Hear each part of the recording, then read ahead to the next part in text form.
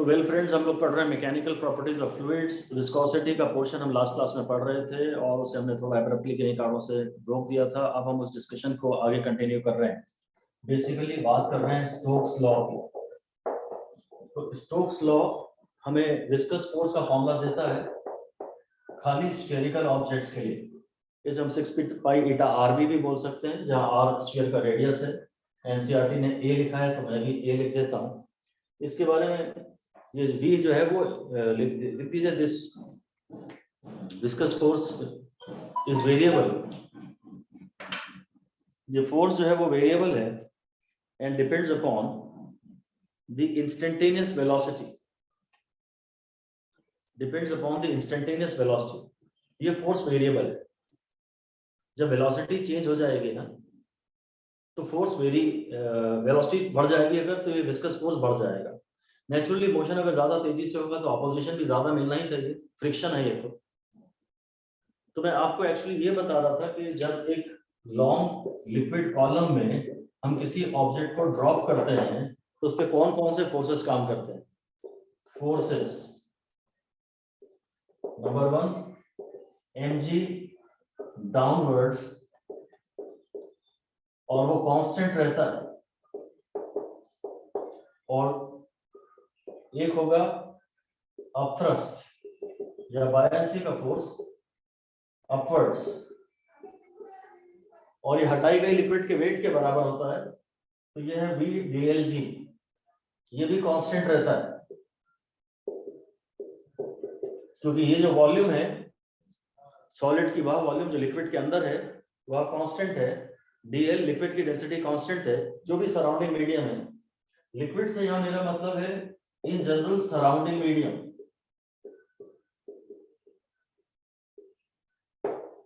Surrounding medium जो भी है उसकी डेंसिटी dl, यानी सराउंडिंग मीडियम की ही हम बात कर रहे हैं, सराउंडिंग मीडियम की डेंसिटी। ओके, और अब हम तीसरे फोर्स की और बात कर पा रहे हैं और वो है विस्कस फोर्स। वही 6 पाई ईटा AV।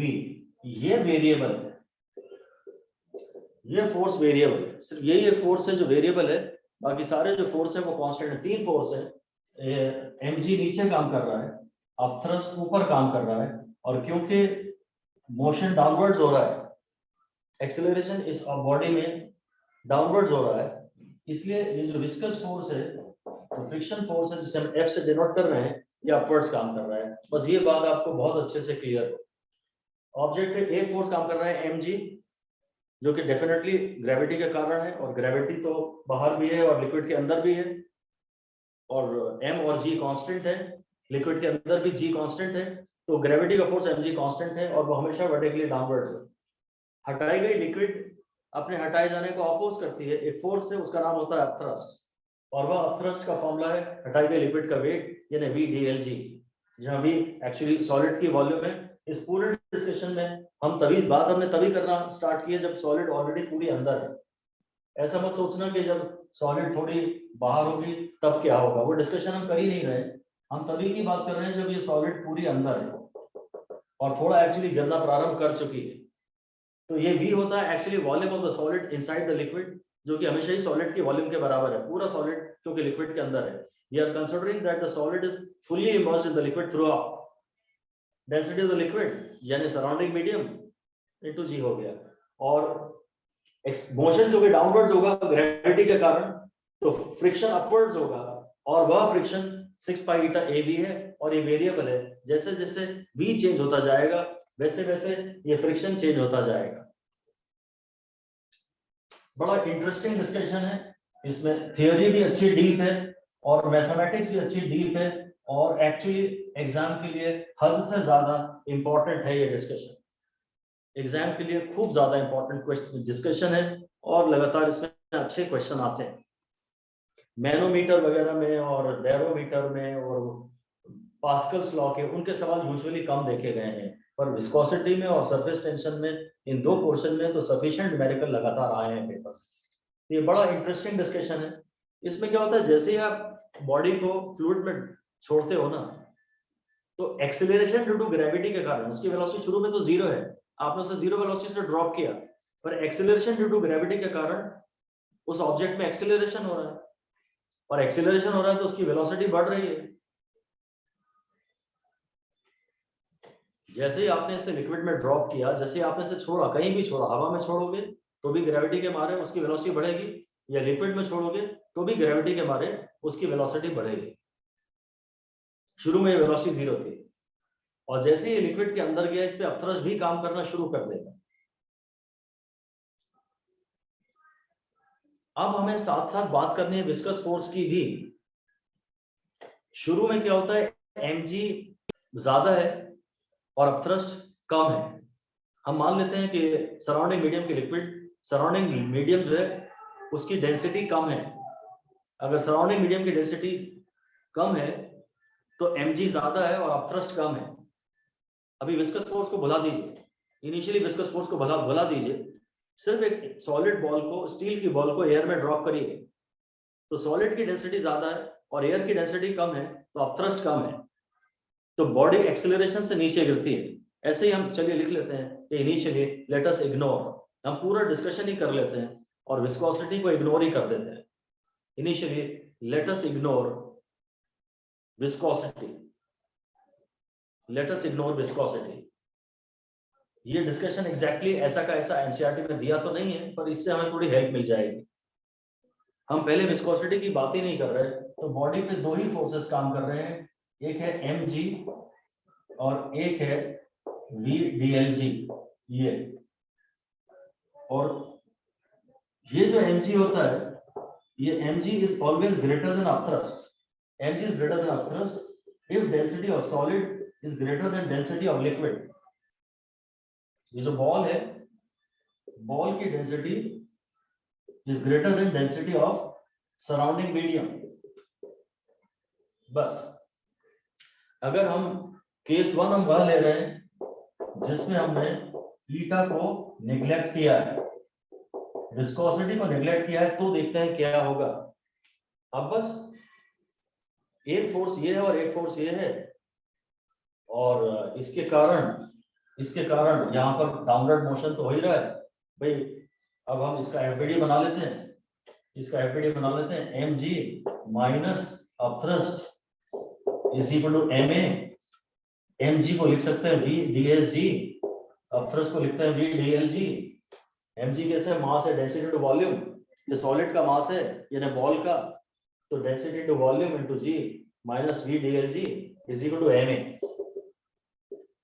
इस m को भी हम, सॉलिड का मास है तो v into ds into a लिख सकते हैं। तो बस ये v आप पूरे में से कैंसिल कर दीजिए, शायद आप में भी g कॉमन ले लीजिए, तो g हो जाएगा, ये हो जाएगा ds minus dl upon ds भी हो जाएगा इज इक्वल टू a। तो बस हम ये फाइनल डिसीजन देना चाहते हैं कि the body will fall down with a constant acceleration which is less than g। ठीक है भाई, एक फोर्स mg है, एक फोर्स अपथ्रस्ट है, mg minus upthrust is equal to ma। Mass को मैंने लिख दिया डेंसिटी टू वॉल्यूम, और मैं सॉलिड के मास की बात कर रहा हूं तो सॉलिड भी डेंसिटी की लूंगा, सॉलिड डेंसिटी भी सॉलिड की लूंगा। अपथ्रस्ट जो है वो हटाई हुई लिक्विड का वेट होता है, वो भी mg होता है, तो डेंसिटी टू वॉल्यूम होता है, पर डेंसिटी सराउंडिंग मीडियम की लेंगे। ये मास सॉलिड का ही है, तो डेंसिटी टू वॉल्यूम में वॉल्यूम सॉलिड की ले रहे हैं, डेंसिटी सॉलिड की ले रहे हैं, वॉल्यूम कैंसिल कर दिया, तो ये कोई टर्म आ गया जो कि आपको याद रखने की जरूरत नहीं है। इस तरह से मुझे डिस्कशन कोई खास कराने की जरूरत भी नहीं थी, बस हम इसे एक डिसीजन ये ले रहे हैं कि अगर ये अपथ्रस्ट ना होता तब तो डेफिनेटली एक्सेलरेशन g के बराबर 9.8 के बराबर कांस्टेंट होता और बॉडी एक्सेलरेशन से गिरती तो उसकी वेलोसिटी बढ़ती। अब अगर अपथ्रस्ट भी है तो कोई बात नहीं, एक्सेलरेशन भले ही g से कम है पर है तो पॉजिटिव। ऐसे ही कुछ लिख दीजिए, here though a is less than g, here a is less than g but is positive, therefore v goes on increasing। ये एक्सेलरेशन कितना भी है वो न्यूमरेटर इसका छोटा है, डिनोमिनेटर इसका कुछ बड़ा है, तो एक्सेलरेशन जी से थोड़ा सा कम है पर कांस्टेंट है और पॉजिटिव है, और पॉजिटिव एक्सेलरेशन है तो वेलोसिटी तो बढ़ती जाएगी साहब, वेलोसिटी गोस ऑन इंक्रीजिंग, इसकी वेलोसिटी बढ़ती जाएगी। ये डिस्कशन आप चाहें तो दोबारा ना करें, इसको हमें पढ़ाना नहीं था, ऐसा एनसीईआरटी में कुछ दिया नहीं है, पर ऐसा कोई नया केस बना के तो वो क्वेश्चन दे ही सकता है कि आप बस बोलेगा एक्सेलरेशन निकाल के बताओ। ये एक नॉन स्टैंडर्ड केस है, but of course it is related to NCERT, though not directly given in NCERT and can be asked in exams like NEET and JEE Main. Alright, अब मैं इसमें आपसे बात कर रहा हूँ, केस 2 ले रहा हूँ जहां मैं डेंसिटी ऑफ सराउंडिंग मीडियम, इसको इग्नोर कर दे रहा हूँ, विस्कोसिटी को इग्नोर नहीं कर रहा, ईटा इज फाइनाइट, ये थोड़ा ज्यादा इंपॉर्टेंट केस है, हालांकि डायरेक्टली ये भी एनसीईआरटी में दिया नहीं।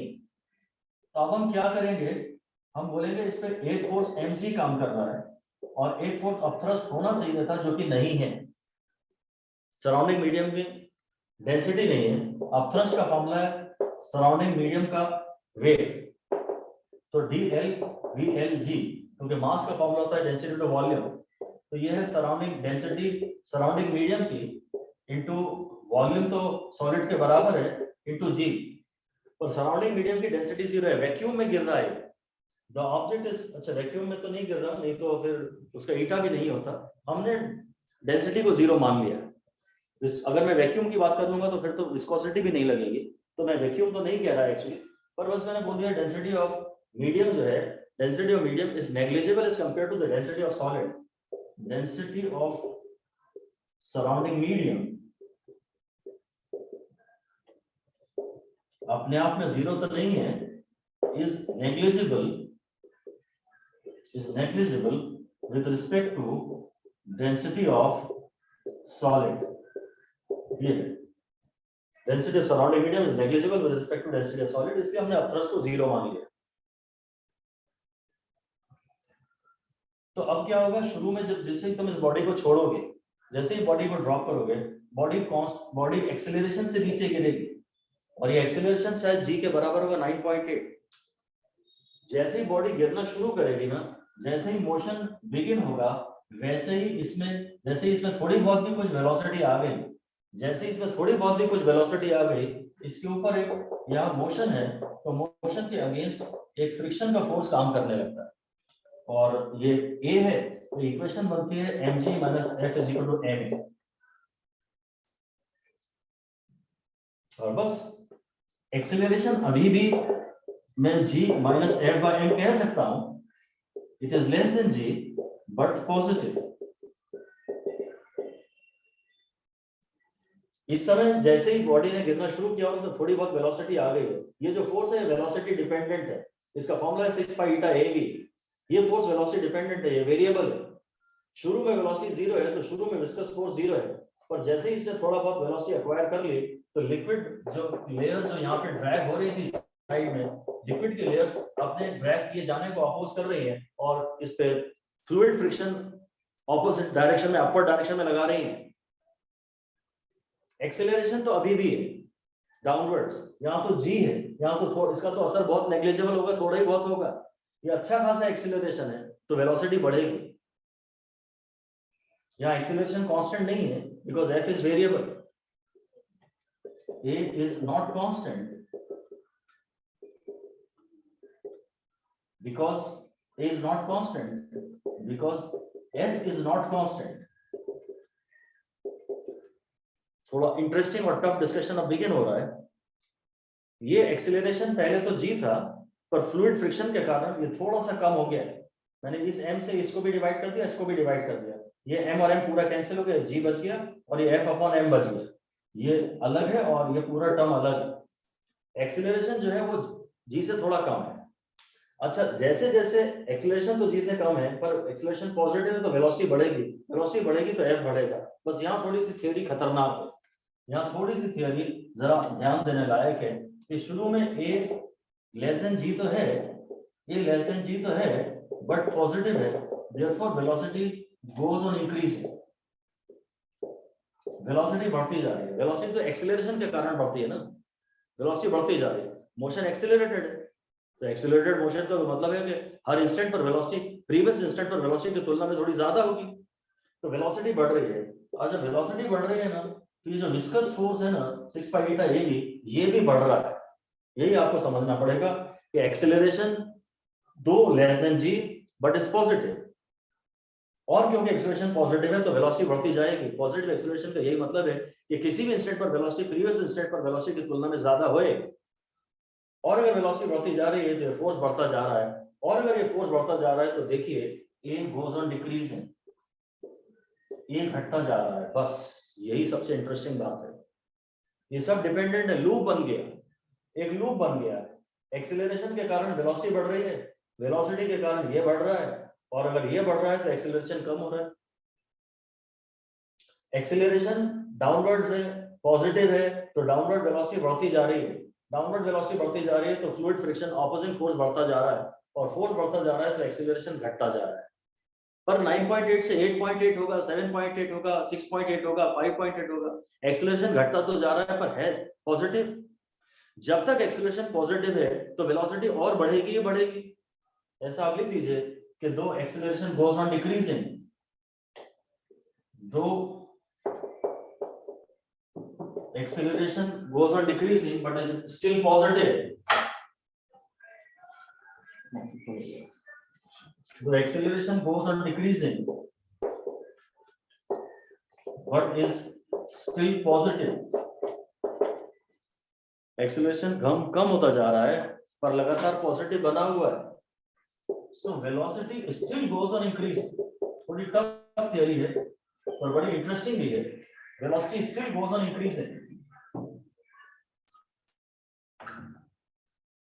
देखिए एक्सेलरेशन पहले 9.8 था एकदम शुरू में, जब हमने इसे लिक्विड में ड्रॉप ही नहीं किया था, थोड़ा फ्लूइड फ्रिक्शन मिला तो 8.8 हो गया, 7.8 हो गया, 6.8 हो गया, 5.8 हो गया, 4.8 हो गया, 3.8 हो गया, 2.8 हो गया, 1.8 हो गया, मे बी 0.8 हो गया, पर अभी भी ये पॉजिटिव है। अगर 0.8 भी हो गया ना साहब तो एक्सेलरेशन पॉजिटिव है, और अगर एक्सेलरेशन पॉजिटिव है तो अभी भी वेलोसिटी बढ़ेगी, भले ही उसके बढ़ने का रेट कम हो जाए। Acceleration is decreasing, it means rate of rise of velocity is decreasing. Acceleration is decreasing, it means rate of rise of velocity is decreasing, but velocity is continuously increasing. Acceleration है तो positive, decrease हो रहा है तो क्या हुआ, है तो पॉजिटिव, तो वेलोसिटी लगातार बढ़ रही है। पहले एक सेकंड बाद उसकी वेलोसिटी 9.8 से बढ़ जाती थी, अब एक सेकंड बाद वेलोसिटी 0.8 से बढ़ेगी, पर बढ़ेगी जरूर। जब तक एक्सेलरेशन पॉजिटिव है तो by the very definition of acceleration velocity will go on increasing,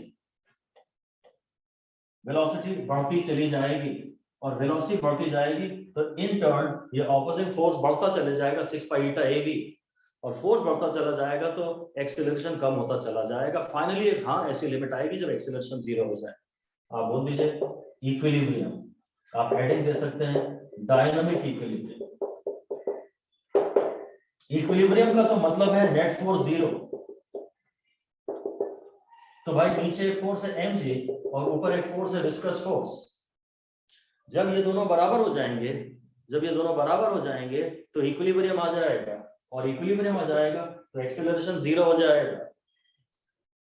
अब नेट फोर्स ही नहीं है, पहले ये काफी बड़ा था और ये धीरे धीरे बढ़ रहा था। ये शुरू से 100 न्यूटन था और ये शुरू में 0 था, जो कि बढ़ते बढ़ते बाद में 100 न्यूटन हो गया। ये शुरू से 100 न्यूटन था और ये शुरू में काफी कम था, तो पॉजिटिव एक्सेलरेशन इसकी वजह से हो रहा था डाउनवर्ड डायरेक्शन में। ये बढ़ते बढ़ते जब ये भी 100 न्यूटन हो गया तो इक्विलिब्रियम आ गया। इक्विलिब्रियम आ गया तो एक्सेलरेशन 0 है। एक्सेलरेशन का फॉर्मूला होता है delta v by delta t। अगर एक्सेलरेशन 0 है इसका मतलब डेल्टा v 0 है, इसका मतलब v final minus v initial 0 है, इसका मतलब v final is equal to v initial. Delta v 0 है, ध्यान दीजिएगा, हमने ये नहीं कहा कि वेलोसिटी 0 है, ये कहना गलत है। अगर एक्सेलरेशन 0 है तो वेलोसिटी में चेंज 0 है, वेलोसिटी 0 एकदम से नहीं हो गई। जैसे जिस मोमेंट पे इसका नेट फोर्स 0 हुआ उस मोमेंट पे एक्सीलरेशन जीरो होगा, वेलोसिटी में चेंज जीरो होगा, वेलोसिटी जीरो नहीं हो गई। अगर सारी बॉडीज पहले से रेस्ट पे रहती और उन पे नेट फोर्स जीरो होता तो उस इक्विलिब्रियम को स्टैटिक इक्विलिब्रियम कहते हैं। यहाँ पर बॉडी में अच्छी खासी वेलोसिटी है और उस समय एक ऐसी कंडीशन अचानक डेवलप हो गई है कि नेट फोर्स जीरो हो गया है। अगर नेट फोर्स जीरो हो गया है तो अब एक्सीलरेशन अचानक जीरो हो गया है, पर बॉडी ऑलरेडी मोशन में थी। ये वाली बॉडी ये तो स्पीड गेन करते ही जा रही थी, करते ही जा रही थी, करते ही जा रही थी। अचानक एक ऐसी कंडीशन डेवलप हो गई जब इस पे नेट फोर्स जीरो हो गया तो इक्विलिब्रियम तो आ गया।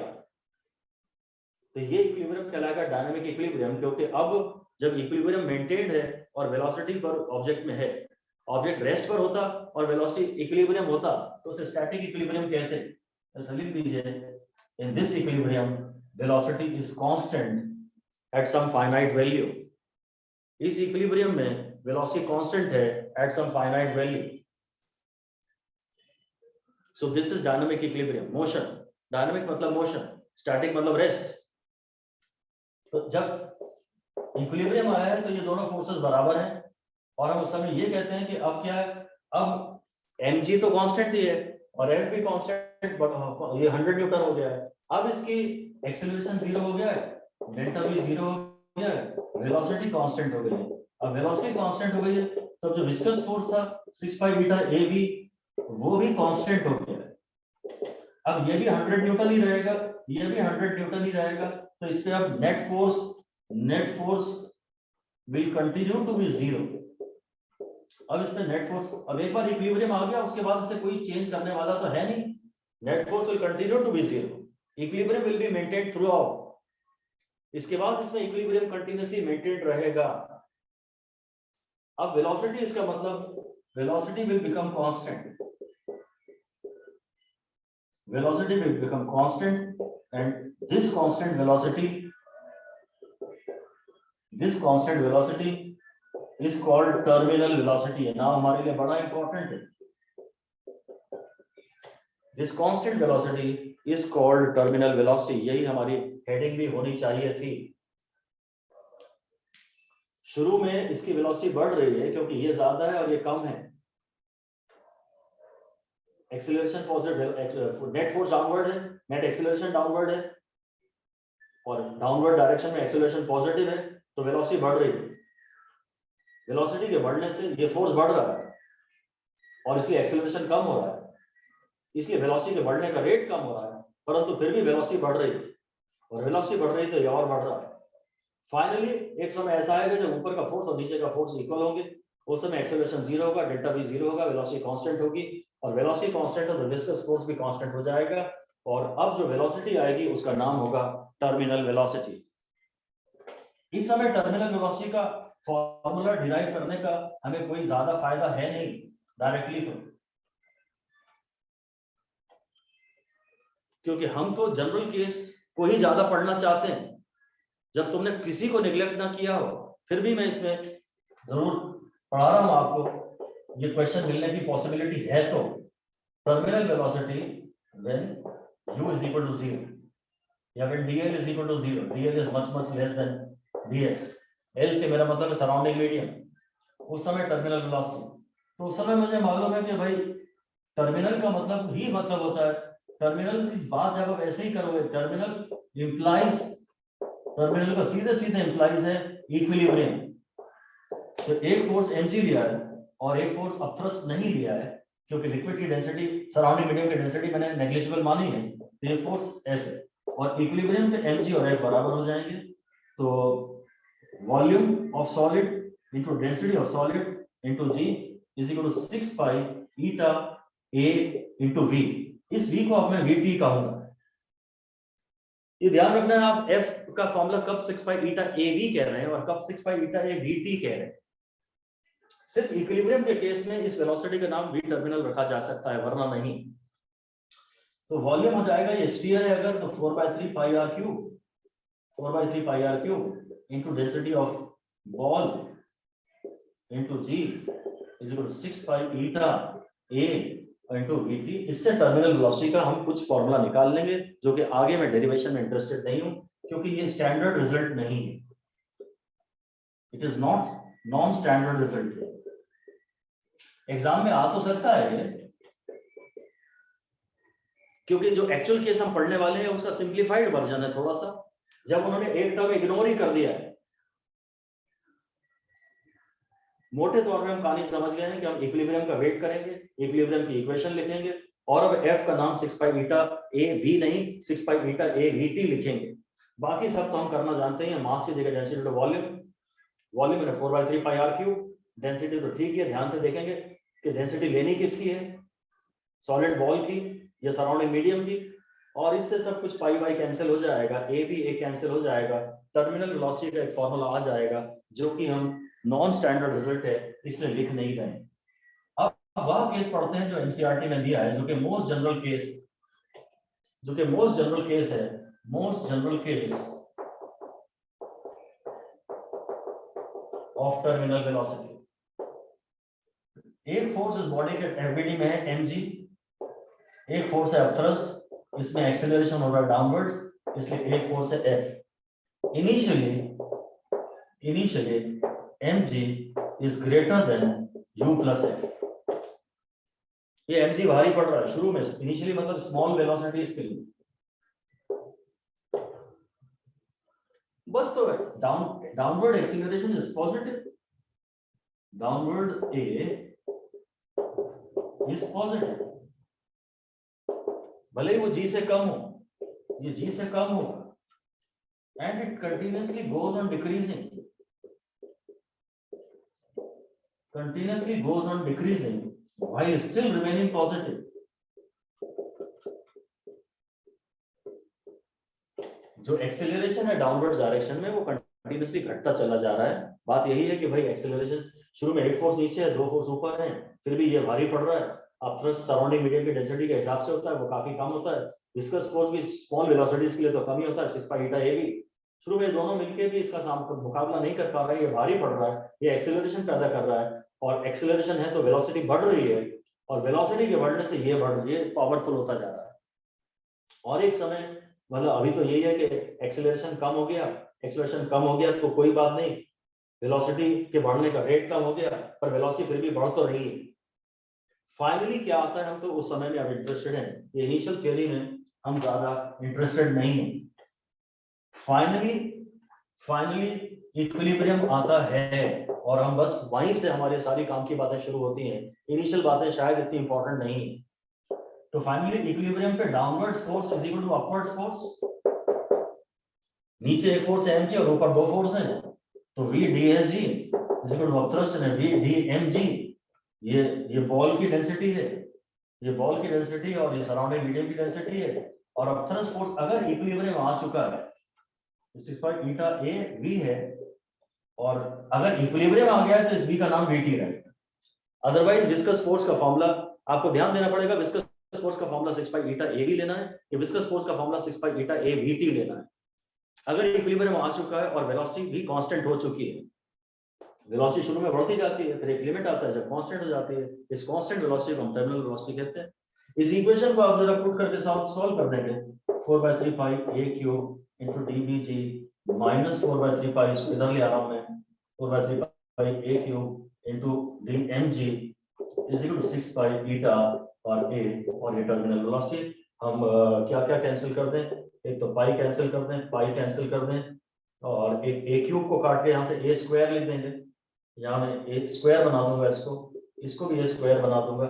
मैं 4/3 जरा कॉमन ले लूं, a स्क्वायर कॉमन ले लूं, g कॉमन ले लूं, db माइनस dm कर लेता हूं, ठीक है ना। 4/3 कॉमन ले लिया, a स्क्वायर कॉमन ले लिया, g कॉमन ले लिया, is equal to 6 eta vt। बस तो ये 2 हो गया और 3 हो गया, तो vt का फॉर्मूला मेरे पास आ रहा है, ये हो गया 2/9 a square into g into db minus dm upon eta. ये 5 लग रहे हैं, आपको पढ़ेंगे, और ये बहुत ज्यादा इंपॉर्टेंट फॉर्मूला है। ये जनरल केस का फॉर्मूला है टर्मिनल वेलोसिटी, तब जब आपने किसी को भी जीरो नहीं माना है। ये इसने टर्मिनल वेलोसिटी का फॉर्मूला लिखा है 2/9 ईटा r स्क्वायर के कुछ सिग्मा माइनस रो g। ये एक आना, ये फॉर्मूला आपको याद करना पड़ेगा। हम याद कराने के लिए इतनी मदद तो आपको कर सकते हैं कि टर्मिनल वेलोसिटी नेचुरली साइज पे डिपेंड करेगी। मोटी बॉल के लिए टर्मिनल वेलोसिटी शायद ज्यादा हो, ये पक्का पता नहीं है मुझे, और टर्मिनल वेलोसिटी जी पे तो पक्का डिपेंड करेगी। टर्मिनल वेलोसिटी डेंसिटी के डिफरेंस के ऊपर तो जरूर डिपेंड करेगी। अगर डेंसिटी का डिफरेंस ज्यादा है तो शायद वेलोसिटी ज्यादा आ जाएगी, और टर्मिनल वेलोसिटी विस्कोसिटी के भी इनवर्सली प्रोपोर्शनल डिपेंड करना चाहिए। थोड़ा हमें आइडिया तो लग रहा है कि यार एक साइज का टर्म आना ही चाहिए, तो ए स्क्वायर आया, जी तो पक्का आएगा ही आएगा न्यूमरेटर में, इसके फॉर्मूले में जी पक्का न्यूमरेटर में आएगा। डेंसिटी का डिफरेंस पक्का न्यूमरेटर में आएगा, डेंसिटी का डिफरेंस ज्यादा होगा तो टर्मिनल वेलोसिटी ज्यादा आ जाएगी। पानी में अगर हम बॉल को फेंकेंगे तो शायद उसकी वेलोसिटी ज्यादा नहीं आएगी। मोटी बूंद की वेलोसिटी, मोटी बूंद हमेशा ज्यादा वेलोसिटी से गिरती है, तो साइज पे टर्मिनल वेलोसिटी डिपेंड करती है। जी तो पक्का न्यूमरेटर में आएगा ही आएगा, डेंसिटी का डिफरेंस न्यूमरेटर में आएगा, और विस्कोसिटी का टर्म तो डिनोमिनेटर में आना ही चाहिए, क्योंकि अगर विस्कोसिटी ज्यादा होगी तो टर्मिनल वेलोसिटी ज्यादा नहीं आ पाएगी। एनीवे, ये किसी भी तरह से आप याद करें, याद रखना बड़ा आवश्यक है। और VT का फॉर्मूला इधर 2/9 भी याद रखना जरूरी है। ये डेरिवेशन तो आपसे हो नहीं पाएगा एग्जामिनेशन हॉल में।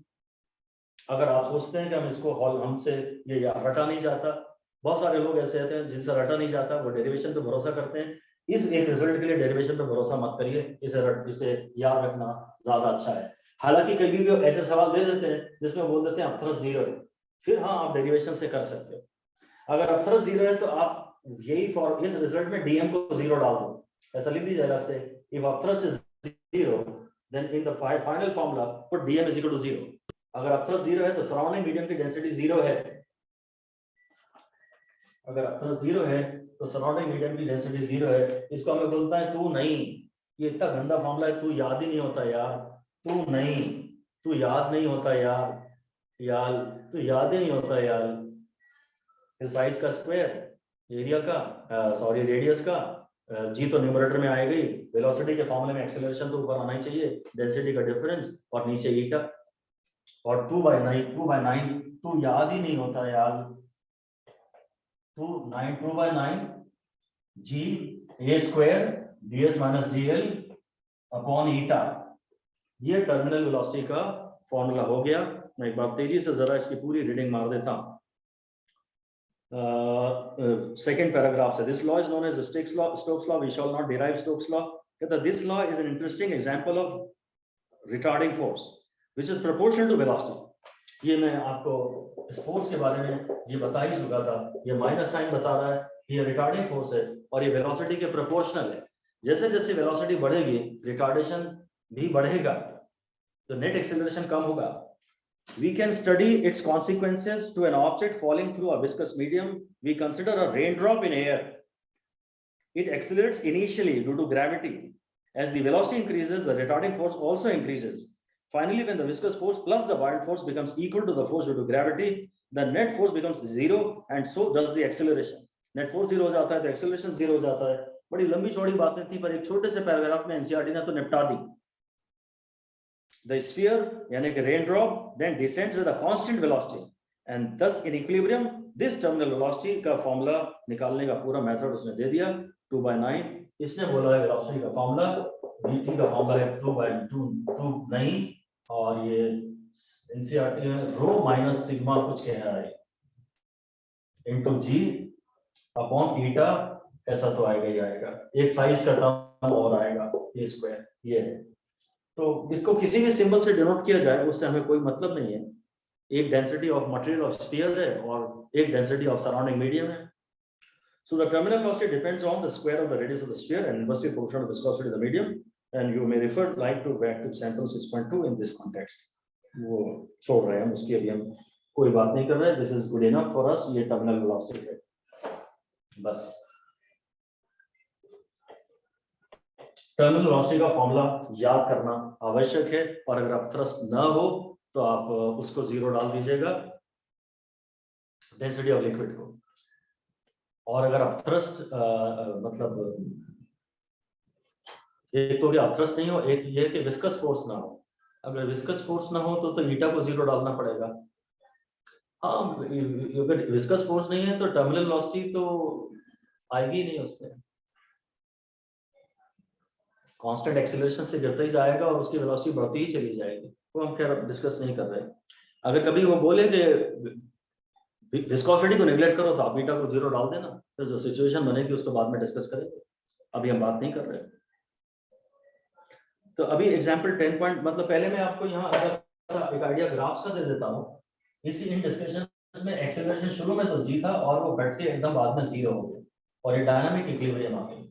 और अगर वेलोसिटी का अगर ग्राफ बना है टाइम के रिस्पेक्ट में, तो वेलोसिटी शुरू में 0 थी और वेलोसिटी यहाँ तक बढ़ती जा रही है, फिर वेलोसिटी कांस्टेंट हो गई और ये कांस्टेंट वेलोसिटी को टर्मिनल वेलोसिटी कहा जाता है। एक्सेलरेशन शुरू में जी था, एक्सेलरेशन शुरू में जी था और बाद में घटते घटते 0 हो गया, और जब एक्सेलरेशन 0 हो गया उस इंस्टेंट पर वेलोसिटी बढ़ती जा रही थी, उस इंस्टेंट पे वेलोसिटी कांस्टेंट हो गई और ये टर्मिनल वेलोसिटी कहला रही है। बस अगर मैं आपसे पूछूं, फाइंड, क्वेश्चन है find viscous force after equilibrium has been attend,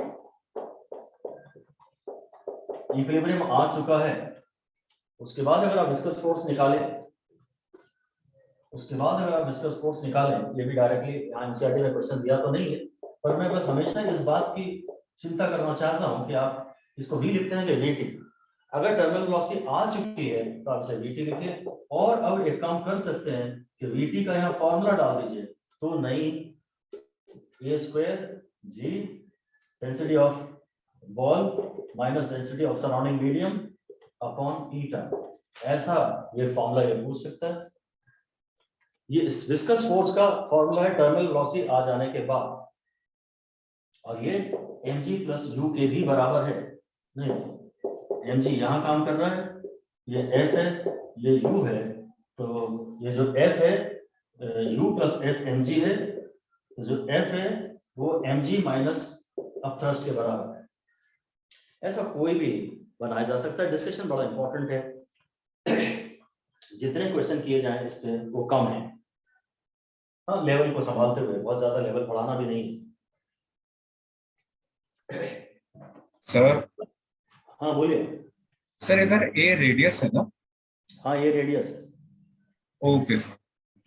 ये एग्जांपल देख रहा हूँ मैं 10.10, terminal velocity of a copper ball of radius 2 millimetre falling through a tank of oil, temperature से हमें कोई मतलब नहीं, उसकी वेलोसिटी 6.5 सेंटीमीटर पर सेकंड दी है। ये पक्का पता नहीं है कि अभी टर्मिनल वेलोसिटी है या वेलोसिटी है। Compute the viscosity of the oil at 20 degree centigrade. फिर से सवाल पढ़ना पड़ेगा। हाँ, टर्मिनल वेलोसिटी ही बोला है।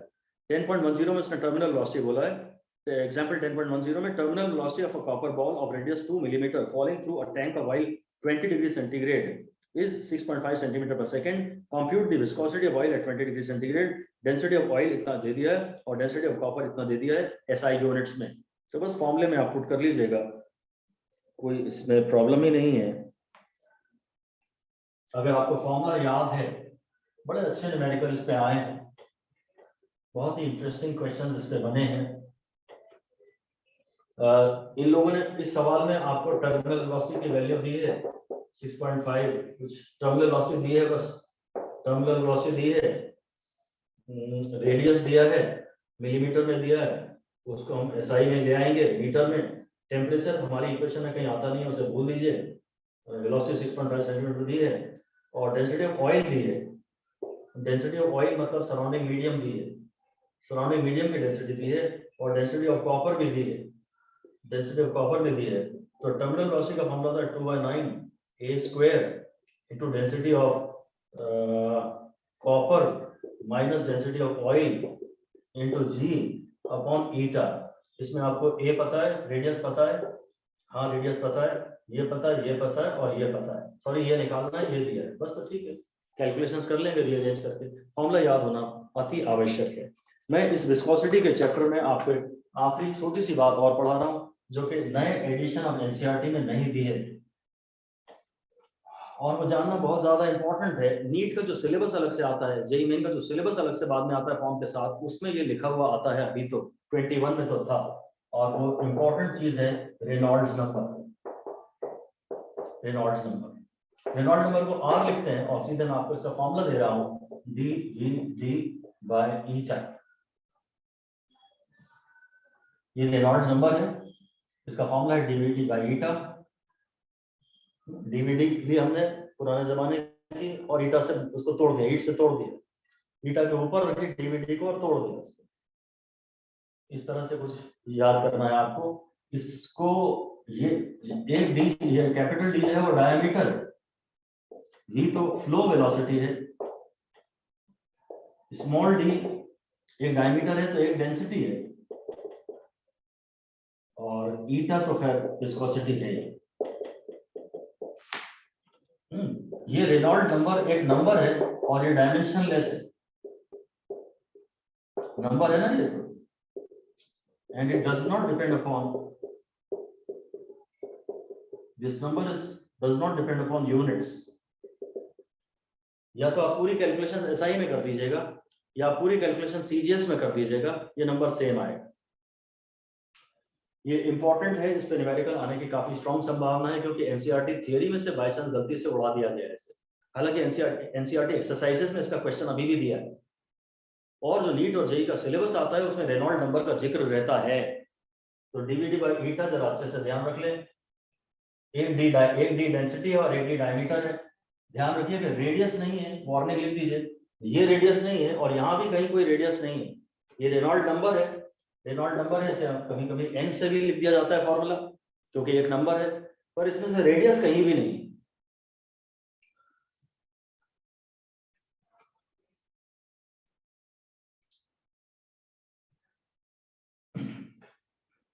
अब उसमें कैलकुलेशन से अगर फॉर रेनॉल्ड नंबर मतलब type of flow can be adjust. आप टाइप ऑफ फ्लो के बारे में डिसीजन ले सकते हैं by value of Reynolds number. If R is less than 1000 तो ये होता है स्ट्रीमलाइन फ्लो। बड़ा इंपॉर्टेंट है ये डिस्कशन। स्ट्रीमलाइन या उसे हम लेमिनार भी कह देते हैं। स्ट्रीमलाइन या लेमिनार फ्लो के लिए R की वैल्यू 1000 से कम आनी चाहिए। ध्यान रखिए डायमीटर लेते हुए, रेडियस नहीं। और अगर R की वैल्यू ग्रेटर देन 2000 है तब तो ये फ्लो पक्का टर्बुलेंट है, तब तो ये फ्लो पक्का टर्बुलेंट है। और अगर Reynold number lies between 2000 Reynold number 1000 और 2000 के बीच में है तो फ्लो इज नॉट डिफाइंड। ये वैल्यूज भी आपको याद रखना जरूरी है, ये वैल्यूज भी याद रखना जरूरी है। Rho is the density of the fluid flowing with V, D stands for dimension of the pipe, rho is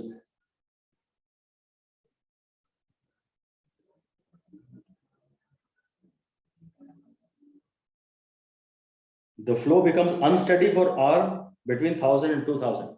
1000 और 2000 के बीच में कहां ये जाके फ्लो अनस्टेडी हो जाएगा, है ना। फ्लो बिकम्स अनस्टेडी लिख दीजिए, flow becomes unsteady somewhere between 1000 and 2000 flow unsteady हो जाएगा। और वो 1000 और 2000 के बीच में किस रेनॉल्ड नंबर पे अनस्टेडी होगा वो लिक्विड पे और बाकी कंडीशंस पे डिपेंड करेगा। The flow becomes unsteady for R between 1000 and 2000।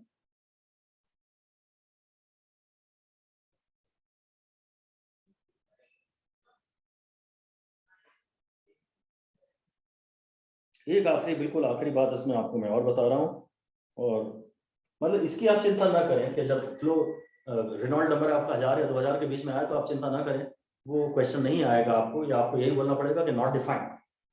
मुझे पक्का पता नहीं है कि फ्लो टर्बुलेंट है कि स्टेडी है। अगर 1000 से कम आ रहा है तो डेफिनेटली फ्लो स्टेडी है, और 2000 से ज्यादा आ रहा है तो डेफिनेटली फ्लो अनस्टेडी है, टर्बुलेंट है। उनके बीच में आ रहा है तो आप सोचने की कोशिश ना करें कि यार अब क्या कहें, बीच में आ गया। आप तो ऐसे एक्सेप्शनल केसेस, जैसे परेशानी वाले केसेस के बारे में आप ज्यादा सोचा ही मत करो, वो कभी पेपर में आते नहीं है।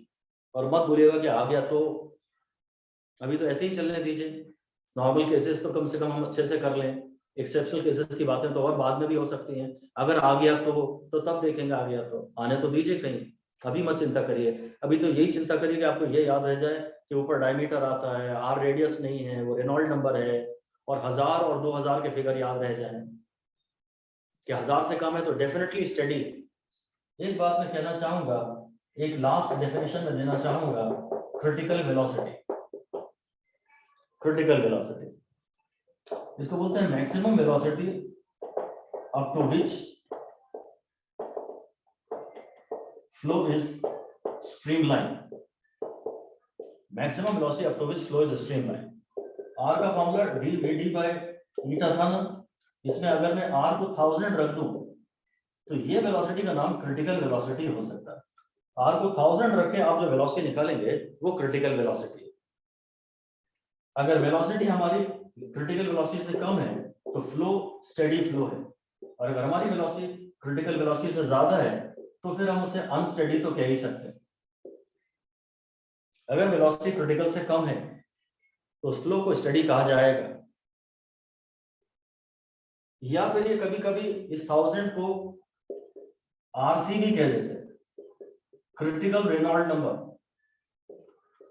Reynold number corresponding to critical velocity, ये क्रिटिकल रेनॉल्ड नंबर है। इससे कम रेनॉल्ड, तुम्हारे आर की वैल्यू आ रही है कैलकुलेशन से, ये फिक्स नहीं है, आर फिक्स नहीं है, ये वी पे डिपेंड करता है। बाकी तो सब कांस्टेंट है for a given liquid at a given temperature of course. R depends on V. अगर फ्लो वेलोसिटी बढ़ जाएगी तो आर बढ़ जाएगा। तो क्रिटिकल वेलोसिटी के करस्पॉन्डिंग रेनॉल्ड नंबर को क्रिटिकल रेनॉल्ड नंबर कहते हैं। When R corresponding